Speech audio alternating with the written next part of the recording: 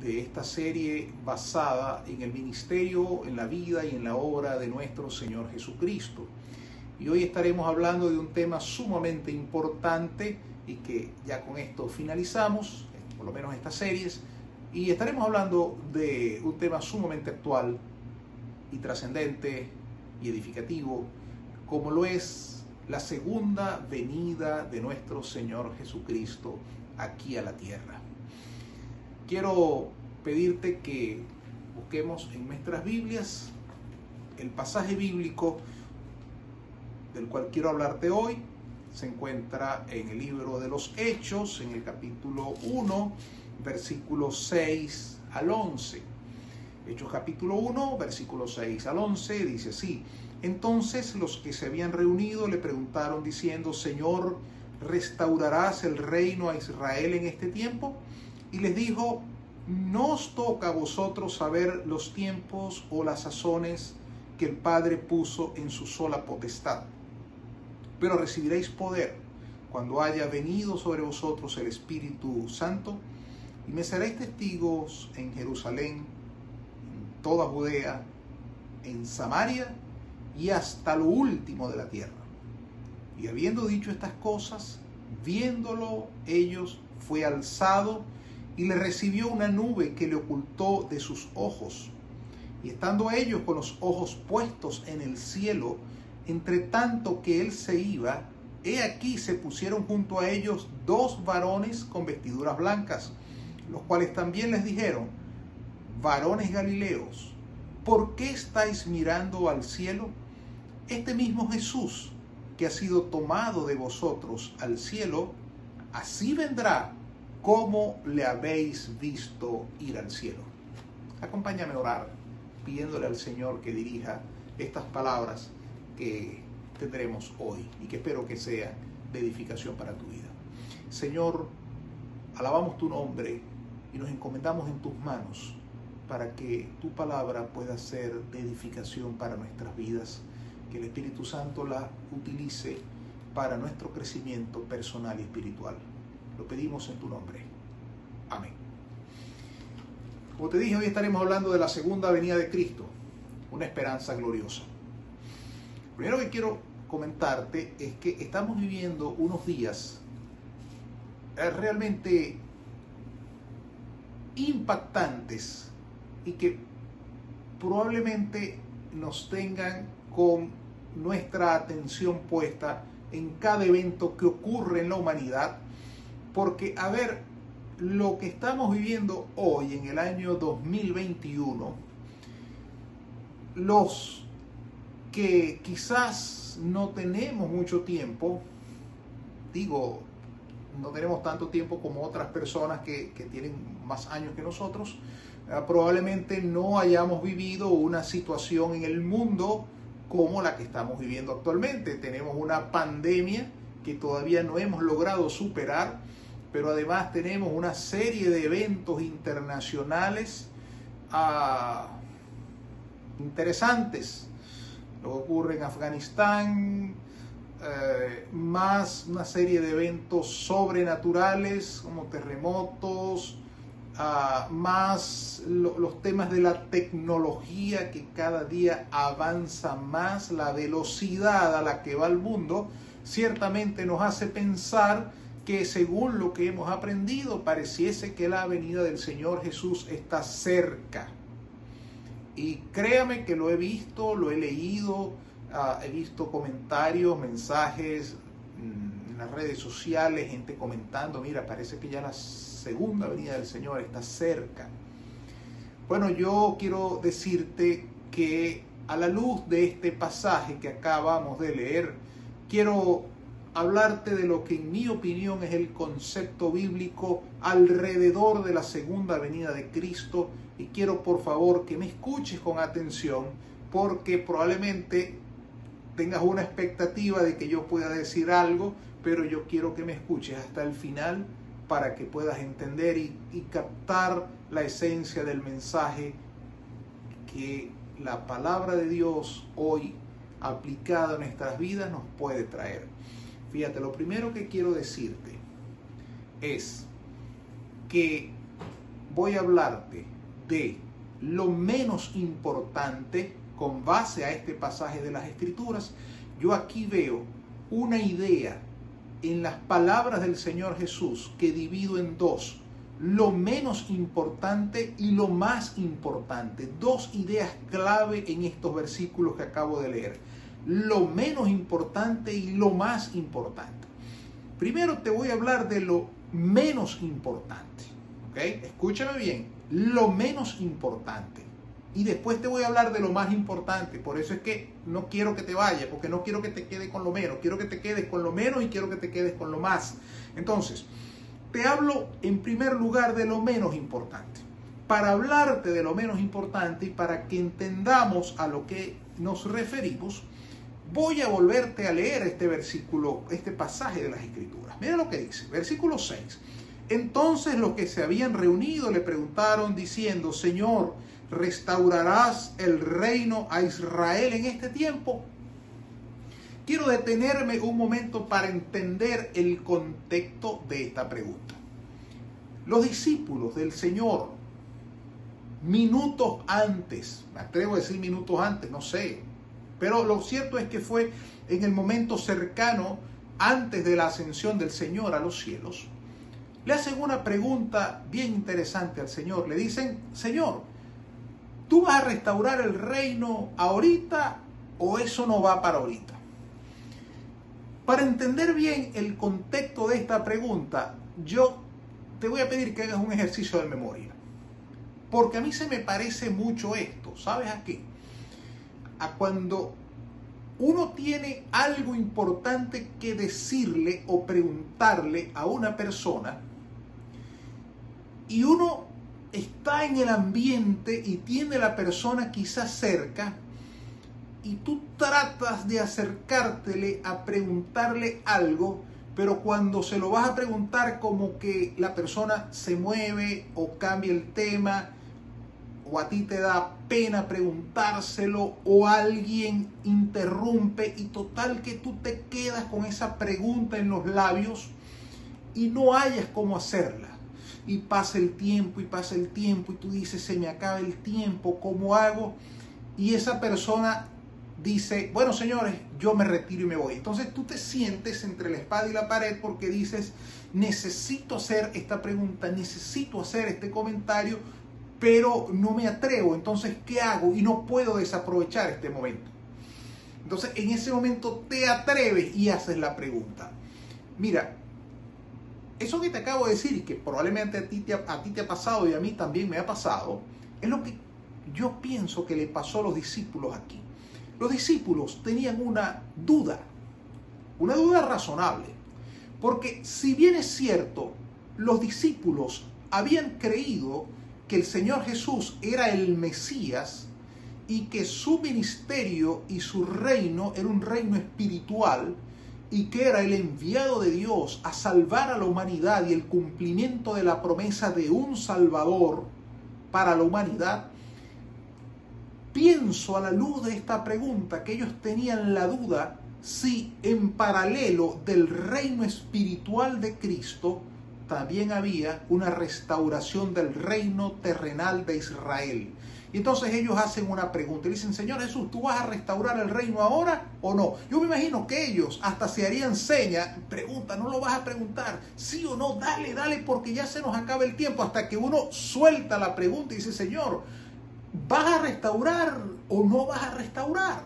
Israel va a volver a ser independiente. Recuerda que Israel no era independiente en el momento, era parte del Imperio Romano y lo que ellos más anhelaban era volver a ser una nación independiente. Entonces, en la mente de ellos, aun cuando sabían que delante de sus ojos estaba el Salvador de la humanidad, estaba la duda si ese Salvador también iba a restaurar el reino. Entonces llega el momento clave, crítico, porque el Señor se va a los cielos, ¿ok?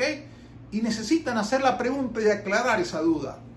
Y el Señor Jesús les responde esto. Y les dijo: no os toca a vosotros saber los tiempos o las sazones que el Padre puso en su sola potestad. ¿Qué les está diciendo el Señor Jesús? Le está diciendo: miren, ¿saben qué? No les toca a ustedes conocer los tiempos de Dios. Los tiempos de Dios los conoce Dios. Los tiempos en los cuales Dios actúa, se manifiesta, son parte de la soberanía divina y no les corresponde a ustedes saberlo. Fue la respuesta directa, tajante y concreta del Señor Jesús. Yo supongo que algunos se mirarían y dirían, ¿para qué preguntamos eso? Mejor nos hubiésemos quedado callados. Una respuesta certera, pero que tenía que darse para aclararles a ellos que no hacían nada pensando en cuándo se restauraría el reino. ¿Por qué me gusta esto, estimado amigo que hoy me escuchas y hermano en la fe? ¿Por qué me gusta esto? Porque nosotros le damos mucha importancia a tratar de entender cuándo Cristo regresa por segunda vez. Y cuando te lo digo, es por experiencia propia. Mira, hace muchos años, no sé, 20 años, 30 años quizás, unos 30 años quizás, más parecido a 30 que a 20. Yo era un estudioso de este tema. Y yo escuchaba a noticias, compraba revistas, compraba libros, estaba pendiente de todo el acontecer del momento para intentar descifrar pistas para ver si la venida del Señor estaba cerca. Y cada cosa que ocurría yo decía, esto es algo profético, se acerca la venida del Señor. Y yo identifiqué incluso, recuerdo, con base a algunos autores también, líderes que ya parecían ser uno el falso profeta, el otro parecía ser el anticristo, y pensábamos y decíamos, sí, ya parece que eso va a llegar, y estudiábamos, y bueno, evidentemente fue un ejercicio interesante porque escudriñamos en la palabra de Dios un grupo de amigos. Pero ¿sabes qué? Esas personas que yo pensé que uno sería el falso profeta y que el otro sería el anticristo, resulta que los dos ya se murieron. Ninguno era ni el falso profeta ni el anticristo, no, nada de eso.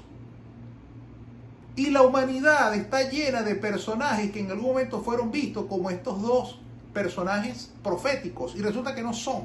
Y hoy probablemente identifiquemos a otros que también creamos que sí, tampoco son, o no lo sabemos, pero hemos hecho muchos ejercicios especulativos de aproximación a tratar de entender, y hoy en día más hay mucha gente diciendo se acerca el final, ya la venida del Señor está cercana, amén, ojalá sea así, pero yo no lo puedo garantizar. ¿Por qué? Porque la Biblia me dice, mira, ¿sabes qué? Eso pertenece a la soberanía de Dios y no es necesario estar pensando en cuándo viene el Señor Jesucristo, o si en el 2023, o en el 2025, o en el 2022, o en el 2040, no lo sabemos. Y la verdad es que a la luz de este pasaje y este principio enseñado a los discípulos, tampoco es importante saberlo.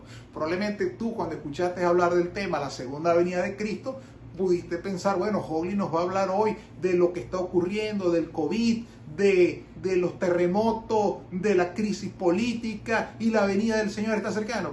Lamentablemente no. ¿Por qué? Porque a la luz de las Escrituras, bíblicamente hablando, con base a las palabras del Señor Jesús, entender los tiempos de Dios no es importante. Te lo repito, no es importante. No es trascendente. No vale la pena entrar a tratar de descifrar el año, la fecha cuando Cristo viene. No vale la pena. ¿Por qué? Porque probablemente Cristo venga mañana, pero probablemente tarde 1000 años. Y tú me digas, ¿puede tardar 1000 años? No lo sé, porque los tiempos de Dios son los tiempos de Dios. Y tú dirás, ¿tanto esperar todavía para que me digas que puede tardar 1000 años? Sí, es la verdad. Con base a la palabra de Dios es la verdad. Aun cuando podemos tener ahorita razones para pensar que la venida del Señor está cerca, yo a la luz de las Escrituras no lo puedo garantizar.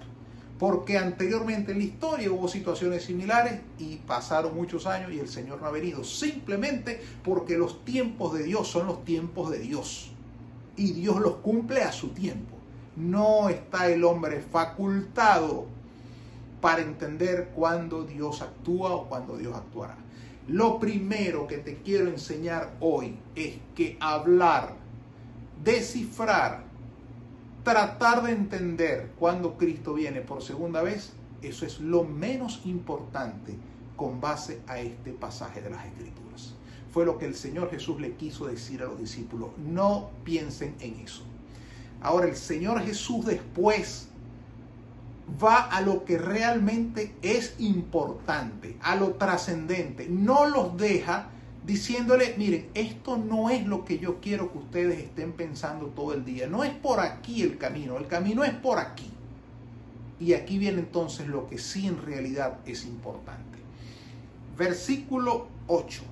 Dice así: pero recibiréis poder cuando haya venido sobre vosotros el Espíritu Santo, y me seréis testigos en Jerusalén, en toda Judea, en Samaria y hasta lo último de la tierra. Y aquí viene lo importante.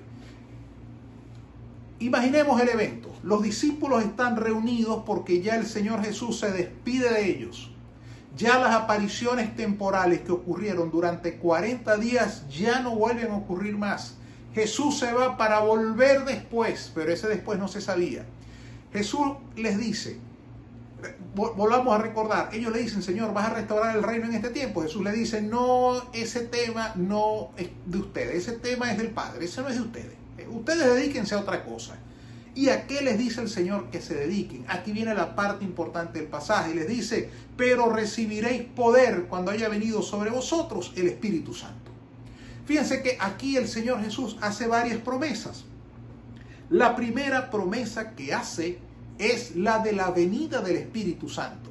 Ya Jesús en Juan capítulo 16, versículo 7, si pasas en tu Biblia unas páginas más atrás, dice el Juan 16, 7, dice, pero yo os digo la verdad, os conviene que yo me vaya, porque si no me fuera, el Consolador no vendría a vosotros, mas si me fuere, os lo enviaré, y cuando Él venga, convencerá al mundo de pecado, de justicia y de juicio. Jesús está a punto de irse, después de vivir varios años cercano a sus discípulos en su ministerio terrenal. Y ya llega el momento de despedirse.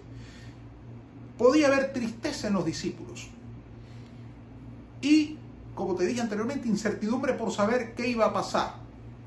Y el Señor Jesús les dice, van a recibir la promesa de la venida del Espíritu Santo a la tierra, que es una promesa que si yo no me voy, no se va a poder cumplir. Entonces les conviene que yo me vaya, porque vendrá el Espíritu Santo.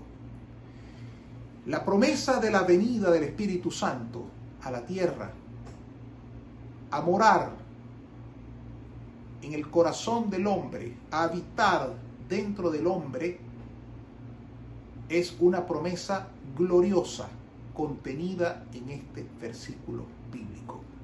La promesa del Espíritu Santo había sido hecha con anterioridad y llegaba el momento del cumplimiento. La experiencia del hombre con el Dios Espíritu Santo.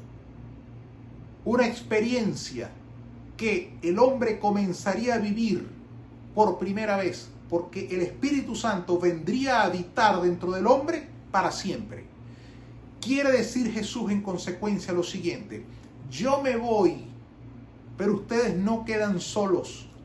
Ustedes quedan con el Espíritu Santo, que vendrá a hacer el ministerio de convencer al mundo de pecado, de justicia y de juicio, pero que también vendrá a ser el consolador de ustedes. Vendrá a ser el ministerio de Dios mostrando su camino, su voluntad en la vida de cada uno de ustedes. Será la guía dentro de ustedes para entender la voluntad de Dios y poder establecer esa comunión dañada por el pecado. Ahora Dios la restablece a través de Jesucristo, a través del ministerio del Espíritu Santo dentro de cada hombre. Y allí sí estaba lo más importante. El Señor Jesús les dice, dejen de pensar en cuándo vuelvo. Eso no es importante. Dejen de pensar en cuándo se restaura el reino terrenal. Olvídenlo. Lo importante aquí es que ustedes van a recibir al Espíritu Santo. Eso sí es importante. Amado amigo y amado hermano que me escuchas, lo importante para nosotros hoy en nuestra conversación es que si conoces a Cristo como tu Salvador, lo importante aquí es que sepas que el Espíritu Santo tiene un ministerio importante, clave, trascendente. Es una bendición el hecho de poder estar disfrutando hoy en día del ministerio de Dios, tercera persona en nuestras vidas. En un momento tan complejo, tan convulsionado como el que vivimos, cobra más valor y más importancia para el hombre que Dios esté con nosotros. Porque cuando Jesucristo no está físicamente con nosotros, sino que aguardamos su segunda venida como esperanza de gloria, tenemos el cumplimiento de la promesa del ministerio del Espíritu Santo en la vida de cada uno de nosotros. Y es el Espíritu Santo quien nos fortalece, quien nos consuela, quien nos indica el camino en un momento de tantas dudas, de tanta información contraria a la voluntad y a la palabra de Dios. El Espíritu Santo en su ministerio santo y sagrado indicará cuál es el camino que debemos seguir con base al entendimiento e interpretación de la Biblia como palabra de Dios. Allí está lo clave, allí está lo trascendente. Lo importante en el pasaje es la venida y el ministerio del Espíritu Santo. Pero lo segundo importante en este pasaje, ¿sabes qué es? Lo que sigue a continuación, allí mismo en el versículo 8, mira cómo dice: pero recibiréis poder cuando haya venido sobre vosotros el Espíritu Santo, y me seréis testigos en Jerusalén, en toda Judea, en Samaria y hasta lo último de la tierra. No solo es importante, a la luz de este pasaje, la promesa del Espíritu Santo que después fue cumplida a los pocos días. Ese es el primer hecho importante allí. Pero no solamente se queda con ese hecho importante. Viene un segundo hecho importante, que es la voluntad de lo que Dios quiere y de lo que Jesús le dice a los discípulos que deben hacer. Y se resume en algo: sean testigos. Jesús les dice: yo me voy. Y no se preocupen si el reino va a ser restaurado o no va a ser restaurado. No se preocupen, eso es lo de menos. Preocúpense en lo importante, o ocúpense, mejor dicho, en lo importante. Preocúpense, no, ocúpense en lo importante. ¿Y qué es lo importante? Uno, la promesa del Espíritu Santo y el ministerio de bendición espiritual que hará en sus vidas. Y segundo, sean testigos.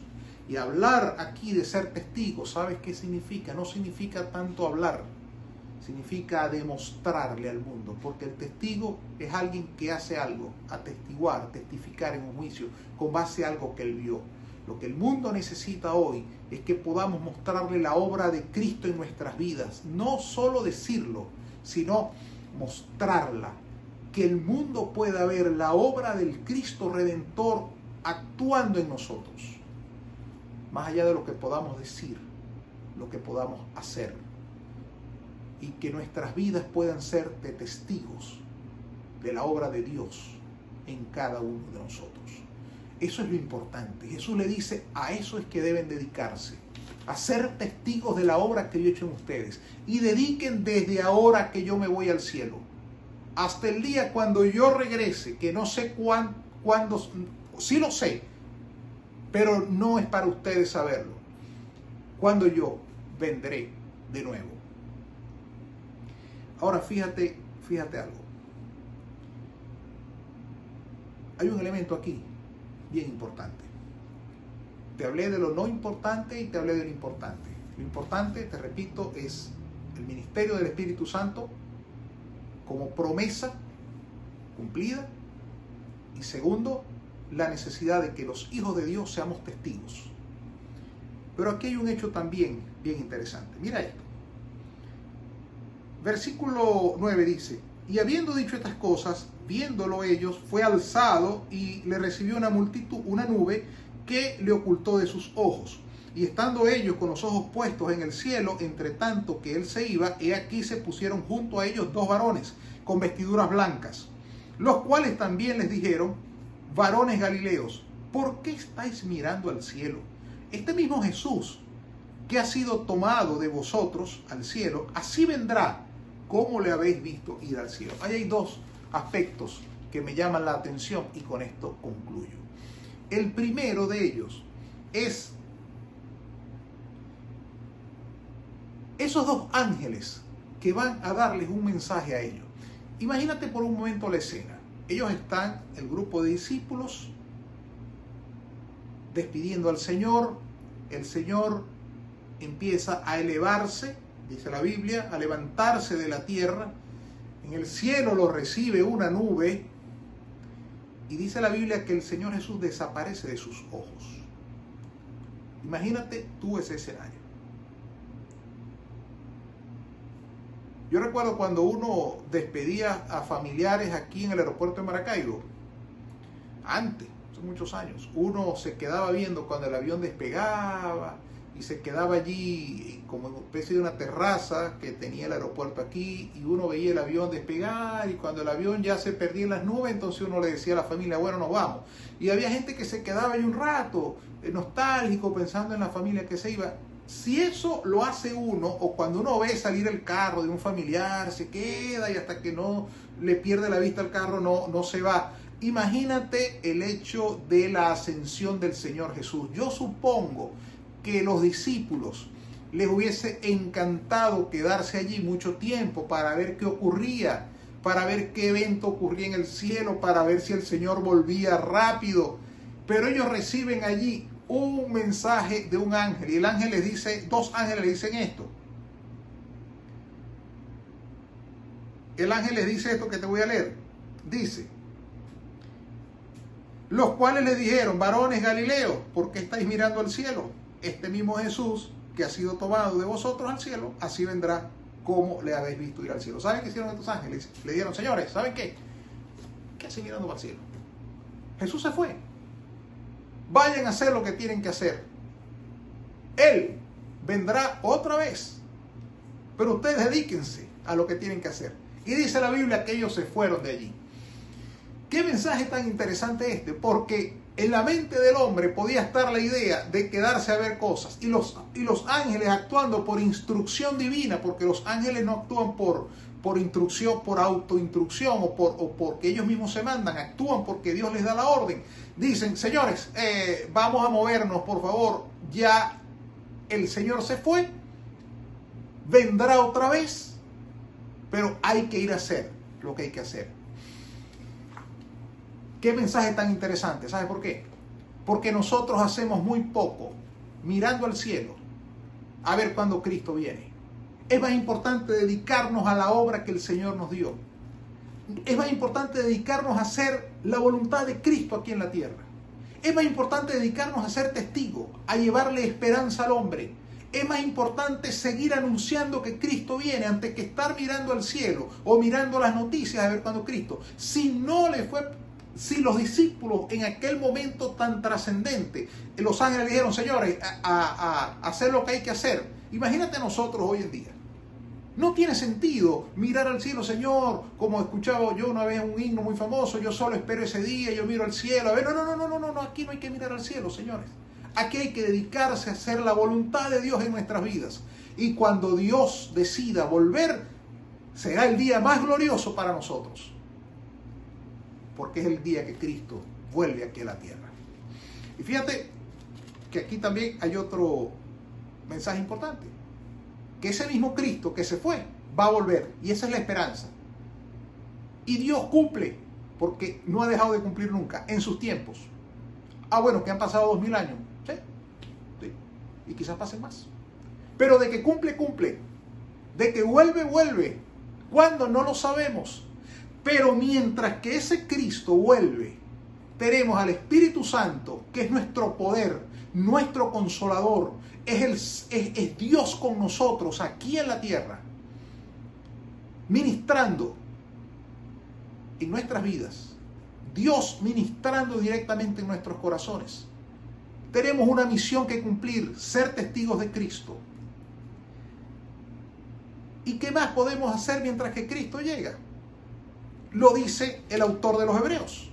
Mira lo que dice. Hablando también de la segunda venida de Cristo. Mira lo que dice el autor de los Hebreos en el capítulo 10. Mira lo que dice. Hablando de la venida de Cristo. Hebreos capítulo 10. Mira a qué podemos dedicarnos mientras que el Señor Jesucristo. Mira lo que dice.